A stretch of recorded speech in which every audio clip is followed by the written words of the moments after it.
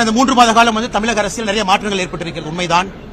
ஒரு பெரிய நடிகர் தன்னுடைய உச்சத்தில் இருக்கக்கூடிய இடத்திலிருந்து அரசியலுக்குள்ள கால் பதிக்க வேண்டும் என்று நடிகர் விஜய் அவங்க வந்திருக்கிறாங்க. அவர் வந்திருக்கக்கூடிய ஒரு நோக்கம் மக்களுக்கு நல்லது செய்யணும்னு நினைக்கிறாங்க. அதே நேரத்தில் நிறைய விஷயங்கள் எடுத்து பேசியிருக்கிறாங்க. வருகின்ற காலத்தில் எப்பொழுதெல்லாம் அதை பற்றி பேச முடியுமோ பேச வேண்டுமோ நாங்கள் பேசுறோம்னா அந்த முதல் மாநாட்டில் நிறைய விஷயங்களை வச்சிருக்கிறாங்க. அதுக்கு பாரதிய ஜனதா கட்சியினுடைய தலைவர்கள் எல்லோரும் கூட எதற்கெல்லாம் பதில் சொல்ல வேண்டுமோ பதில் சொல்லி இருக்கிறாங்க.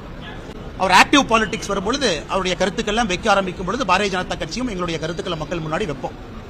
அதனால் நிச்சயமாக வரவேற்கின்றோம். மக்களுக்கு ஒரு one more opportunity, one more சாய்ஸ்ங்கண்ணா. ஆனால் விஜய் அவர்களுடைய பேச்சு, அவருடைய கொள்கை கிட்டத்தட்ட திராவிட கட்சிகளுடைய கொள்கையோடு தான் ஒத்து போறாங்க. அவர் பேசுகின்ற பேச்சு எல்லாம். அதனால் இது யாருக்கு பாதிப்பு ஏற்படும் என்பதை பொதுமக்கள் எல்லோரும் கூட கணிச்சிட்டாங்க. எங்களை பொறுத்தவரை ஒரு புதிய வரக்கூடிய நபர்களை பார்த்து எப்பொழுதும் பாரதிய ஜனதா கட்சி பயப்பட போவது கிடையாது. காரணம், வரவேற்கும் பொழுது ஒரு புதிய வாய்ப்பு எல்லோருக்கும் கிடைக்கும் என்று